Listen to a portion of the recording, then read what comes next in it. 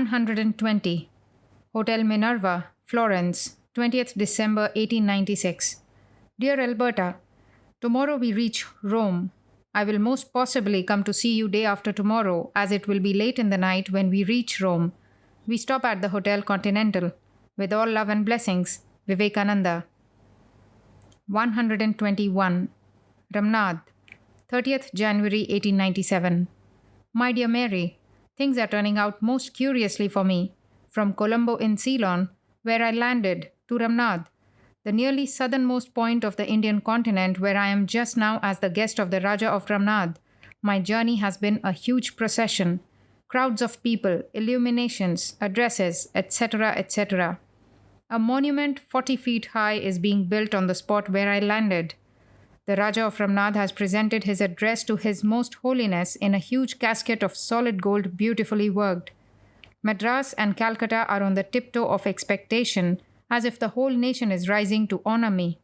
So you see, Mary, I am on the very height of my destiny, yet the mind turns to quietness and peace, to the days we had in Chicago, of rest, of peace and love. And that is why I write just now, and may this find you all in health and peace. I wrote a letter to my people from London to receive Dr. Barrows kindly. They accorded him a big reception, but it was not my fault that he could not make any impression there. The Calcutta people are a hard-headed lot. Now Barrows thinks a world of me, I hear. Such is the world. With all love to mother, father, and you all, I remain yours affectionately, Vivekananda. 122. Alam Bazar Mutt, Calcutta, 25th February 1897. Dear Mrs. Bull, Saradananda sends 20 pounds to be placed in the famine relief in India. But as there is famine in his own home, I thought it best to relieve that first, as the old proverb says, so it has been employed accordingly. I have not a moment to die as they say, what with processions and tom-tommings and various other methods of reception all over the country, I am almost dead. As soon as the birthday is over, I will fly off to the hills. I received an address from the Cambridge Conference as well as one from the Brooklyn Ethical Association, one from the Vedanta Association of New York, as mentioned in Dr. Jaines's letter, has not yet arrived. Also, there is a letter from Dr. Jaines suggesting work along the line of your conference here in India. It is almost impossible for me to pay any attention to these things. I am so tired. I do not know whether I would live even 6 months more or not, unless I have some rest. Now I have to start 2 centers, one in Madras, the other in Calcutta.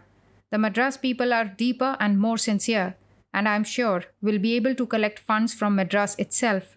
The Calcutta people are mostly enthusiastic. I mean the aristocracy through patriotism, and their sympathy would never materialize. On the other hand, the country is full of persons, jealous and pitiless, who would leave no stones unturned to pull my work to pieces. But as you know well, the more the opposition, the more the demon in me is roused. My duty would not be complete if I die without starting the 2 places, one for the sannyasins, the other for the women.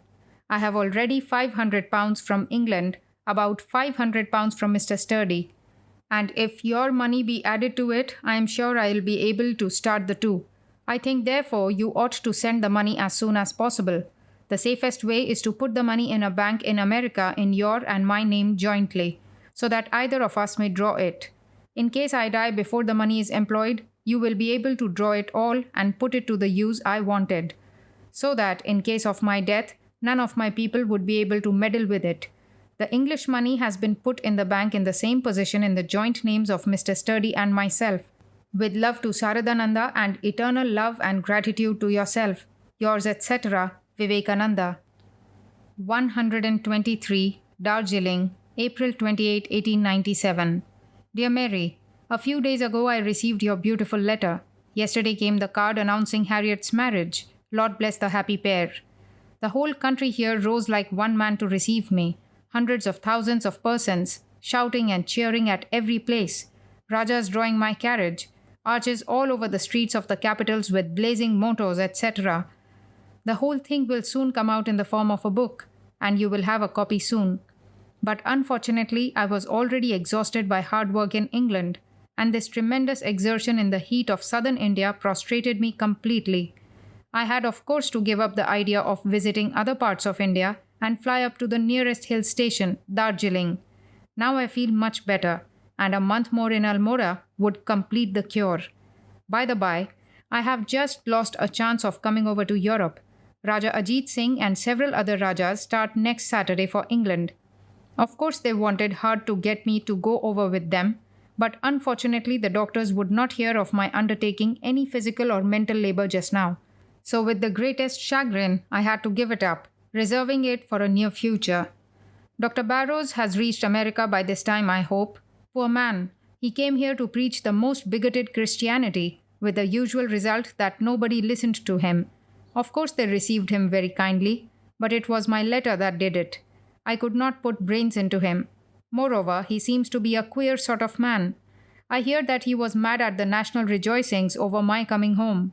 You ought to have sent a brainier man anyway, for the Parliament of Religions has been made a farce of in the Hindu mind by Dr. Barrows. On metaphysical lines, no nation on earth can hold a candle to the Hindus. And curiously, all the fellows that come over here from Christian land have that one antiquated foolishness of an argument that because the Christians are powerful and rich and the Hindus are not, so Christianity must be better than Hinduism. To which the Hindus very aptly retort that that is the very reason why Hinduism is a religion and Christianity is not, because in this beastly world it is blackguardism and that alone which prospers. Virtue always suffers. It seems, however advanced the Western nations are in scientific culture, they are mere babies in metaphysical and spiritual education. Material science can only give worldly prosperity, whilst spiritual science is for eternal life. If there be no eternal life, still the enjoyment of spiritual thoughts as ideals is keener and makes a man happier, whilst the foolery of materialism leads to competition and undue ambition and ultimate death, individual and national. This Darjeeling is a beautiful spot with a view of the glorious Kanchenjunga, 28,146 feet, now and then when the clouds permit it, and from a near hilltop one can catch a glimpse of Gauri Shankar, 29,000 feet, now and then. Then the people here too are so picturesque, Tibetans and Nepalese, and above all the beautiful Lepcha women. Do you know one Colston Turnbull of Chicago? He was here a few weeks before I reached India. He seems to have had a great liking for me, with the result that Hindu people all liked him very much. What about Joe, Mrs. Adams, Sister Josephine, and all the rest of our friends? Where are our beloved Mills? Grinding slow but sure? I wanted to send some nuptial presents to Harriet, but with your terrible duties I must reserve it for some near future. Maybe I shall meet them in Europe very soon. I would have been very glad, of course, if you could announce your engagement, and I would fulfill my promise by filling up half a dozen papers in one letter. My hair is turning grey in bundles, and my face is getting wrinkled up all over. That losing of flesh has given me 20 years of age more, and now I am losing flesh rapidly, because I am made to live upon meat and meat alone. No bread, no rice, no potatoes, not even a lump of sugar in my coffee. I am living with a Brahmin family who all dress in knickerbockers, women excepted, of course. I am also in knickers. I would have given you a surprise if you had seen me bounding from rock to rock like a chamois, or galloping might and main up and down mountain roads. I am very well here, for life in the plains has become a torture. I cannot put the tip of my nose out into the streets, but there is a curious crowd. Fame is not all milk and honey. I am going to train a big beard. Now it is turning grey. It gives a venerable appearance and saves one from American scandal-mongers. O thou white hair, how much thou canst conceal! All glory unto thee. Hallelujah! The mail time is nearly up, so I finish. Good dreams, good health, all blessings attend you. With love to father and mother and you all. Yours, Vivekananda. 124.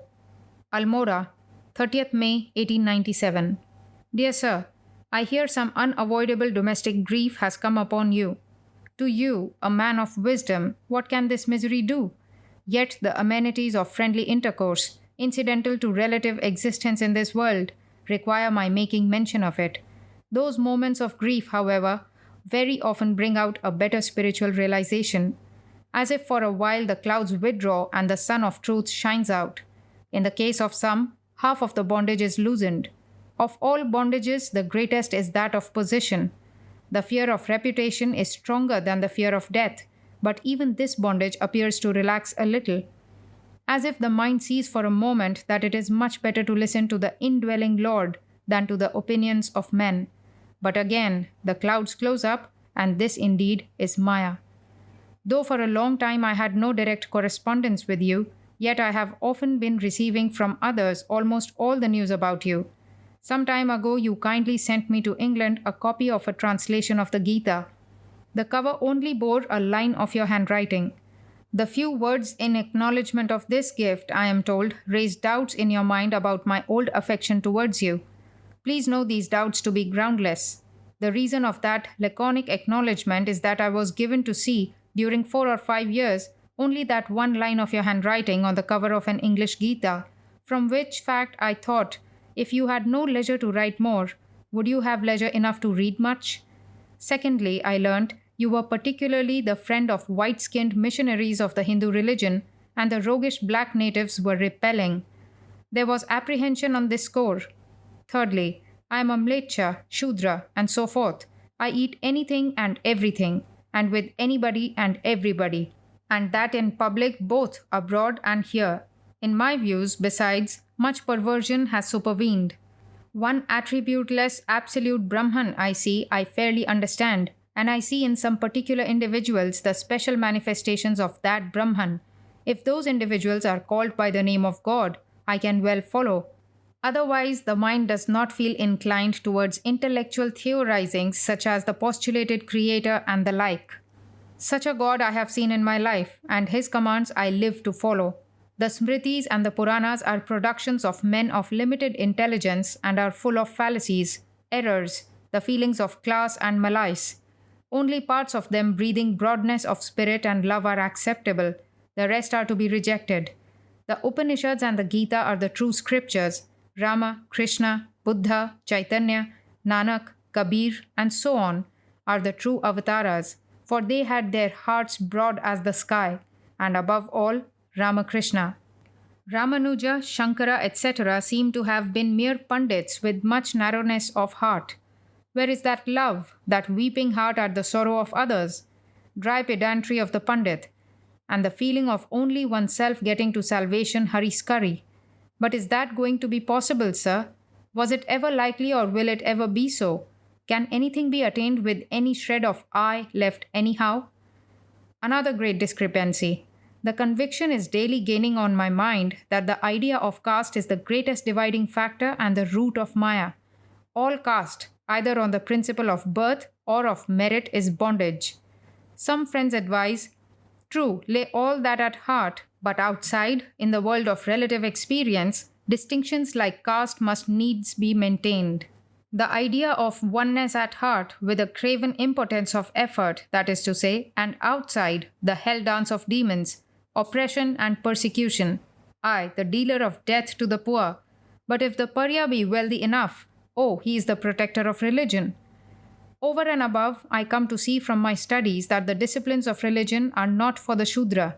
If he exercises any discrimination about food or about going out to foreign lands, it is all useless in his case. Only so much labor lost. I am a Shudra, a Mlecha, so I have nothing to do with all that botheration. To me, what would Mlecha's food matter or Parya's?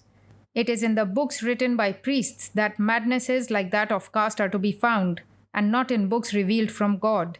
Let the priests enjoy the fruits of their ancestors' achievement, while I follow the word of God, for my good lies there.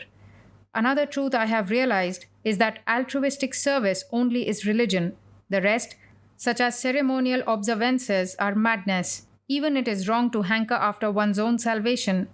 Liberation is only for him who gives up everything for others, whereas others who tax their brains day and night harping on my salvation, wander about with their true well-being ruined, both present and prospective. And this I have seen many a time with my own eyes. Reflecting on all these sundry matters, I had no heart for writing a letter to you. If notwithstanding all these discrepancies, you find your attachment for me intact, I shall feel it to be a very happy issue indeed. Yours, etc., Vivekananda. 125. कल्याणवरेषु अवागममं कुशलं तत्रत्यानां वार्ताञ्च सविशेषां तव पत्रिकायां ममापि विशेषोऽस्ति शरीरस्य शेषो ज्ञातव्यो भिषक्प्रवरस्य शशिभूषणस्य सकाशात् ब्रह्मानन्देन संस्कृतया एव रीत्या चलत्वधुना शिक्षा यदि पञ्चात् परिवर्तनमर्हेत् तदपि कारयेत् सर्वेषां सम्मतिं गृहीत्वा तु करणीयमिति न विस्मर्तव्यम्। अहमधुना अल्मोडानगरस्य किञ्चिदुत्तरं कस्यचिद्वणिज उपवनोपदेशे निवसामि। सम्मुखे हिमशिखराणि हिमालयस्य प्रतिफलितदिवाकरकरैः पिण्डीकृतरजतानि इव भान्ति प्रीणयन्ति च। अव्याहतवायुसेवनेन मितेन भोजनेन समधिकव्यायामसेवया च सुदृढं सुस्थश्च सञ्जातं मे शरीरं। योगानन्दः खलु समधिकमस्वस्थ इति शृणोमि। आमन्त्रयामि तमागन्तुमत्रैव। बिभेत्यसौ पुनः पार्वत्याज्जलाद्वायोश्च उषित्वा कतिपयदिवसान्यत्रोपवने यदि न तावद्विशेषो व्याधेर्गच्छत्वं कलिकाताम् इत्यहमद्य तमलिखम् यथा मे रुचि करिष्यति। अच्युतानन्दः प्रतिदिनं सायाह्ने अल्मोडानगर्यां गीतादिशास्त्रपाठं जनानाहूय करोति। बहूनां नगरवासिनां स्कन्धावारसैन्यानां च समागमोऽस्ति तत्र प्रत्यहं सर्वानसौ प्रीणाति चेति शृणोमि। यावानर्थ इत्यादि श्लोकस्य यो वङ्गार्थस्त्वया लिखितो नासौ मन्यते समीचीनः। सति जलप्लाविते उदपाने नास्ति अर्थः प्रयोजनम् इत्यसावर्थः। विषमो यमुपन्यासः किं सम्प्लुतोदके सति जीवानां तृष्णा विलुप्ता भवति। यद्येवं भवेत् प्राकृतिको नियमः जलप्लाविते भूतले सति जलपानं निरर्थकं केनचिदपि वायुर्मार्गेणाथवान्येन केनापि गूढेनोपायेन जीवानां तृष्णानिवारणं स्यात् तदासावपूर्वोऽर्थः सार्थको भवितुमर्हेन्नान्यथा। शङ्कर एवावलम्बनीयः इयमपि भवितुमर्हति। सर्वतः सम्प्लुतोदकेऽपि भूतले यावनुतपाने अर्थतृष्णातुराणाम् अल्पमात्रं जलमलं भवेदित्यर्थः। आस्तां तावज्जलराशिः मम प्रयोजनं स्वल्पेऽपि जले सिद्ध्ययति। एवं विजानतो ब्राह्मणस्य सर्वेषु वेदेषु अर्थः प्रयोजनं। यथा सम्प्लुतोदके पानमात्रप्रयोजनं तथा सर्वेषु वेदेषु ज्ञानमात्रप्रयोजनम्। इयमपि व्याख्या अधिकतरं सन्निधिमापन्ना ग्रन्थकाराभिप्रायस्य। उपप्लावितेऽपि भूतले पानाय उपादेयं पानाय हितं जलमेव अन्विष्यन्ति लोका नान्यत्। नानाविधानि जलानि सन्ति भिन्नगुणधर्माणि। उपप्लावितेऽपि भूमेस्तारतम्यात्। एवं विजानन् ब्राह्मणोऽपि विविधज्ञानोपप्लाविते वेदाख्ये शब्दसमुद्रे संसारतृष्णानिवारणार्थे तदेव गृह्णीयात् यदलं भवति निःश्रेयसाय। ब्रह्मज्ञानं हि तत् इति शंसाशीर्वादं विवेकानन्दस्य। Translation Almora, 1st June 1897. Dear Shuddhananda, glad to know from your letter that all are doing well there, and to go through the news in detail. I too am in better health. The rest you will know from Dr. Shashi Bhushan. Let the teaching go on for the present in the method revised by Brahmananda, and if any changes are needed in future, have them done. But it should never be lost sight of that this must be done with the consent of all. I am now living in a garden belonging to a merchant situated a little to the north of Almora. Before me are the snow peaks of the Himalayas looking, in the reflection of the sun, like a mass of silver, a delight to the heart. By taking free air, regular diet, and plenty of exercise, I have grown strong and healthy in body. But I hear that Yogananda is very ill. I am inviting him to come here, but then he fears the mountain air and water. I wrote to him today saying, "Stay in this garden for some days, and if you find your illness shows no improvement, you may go to Calcutta." He will do as he pleases. At Almora, every evening Achyutananda gathers the people together and reads to them the Gita and other Shastras. Many residents of the town, as also soldiers from the cantonment, come there daily. I learn also that he is appreciated by all. The Bengali interpretation that you have given of the shloka Yavanarthaha, etc., does not seem to me to be right. The interpretation in question is this: when the land is flooded with water, what is the use of drinking water? If the law of nature be such that when a land is flooded with water, drinking it is useless, that through certain air passages or through any other recondite way, people's thirst may be allayed, then only can this novel interpretation be relevant, otherwise not. It is Shankara whom you should follow, or you may explain it in this way. As even when whole tracts are flooded with water, small pools are also of great use to the thirsty. That is to say, just a little water suffices them, and he says, as it were, let the vast sheet of water be, even a little of water will satisfy my object. Of identical use are the whole Vedas to a learned Brahmin. As even when the land is overflooded, one's concern lies in drinking the water and no more. So in all the Vedas, illumination alone is the concern. Here is another interpretation which hits better the meaning the author wishes to convey. Even when the land is overflooded, it is only that water which is drinkable and salutary that people seek for, and no other kind. There are various kinds of water which differ in quality and properties, even though the land be flooded over, according to the differences in property of their substratum, the soil. Likewise, a skillful Brahmin too will, for the quenching of the worldly thirst, choose from that sea of words known as the Vedas, which is flooded over with diverse courses of knowledge, that which alone will be of potence to lead to liberation. And it is the knowledge of the Brahman which will do this. With blessings and good wishes, yours, Vivekananda.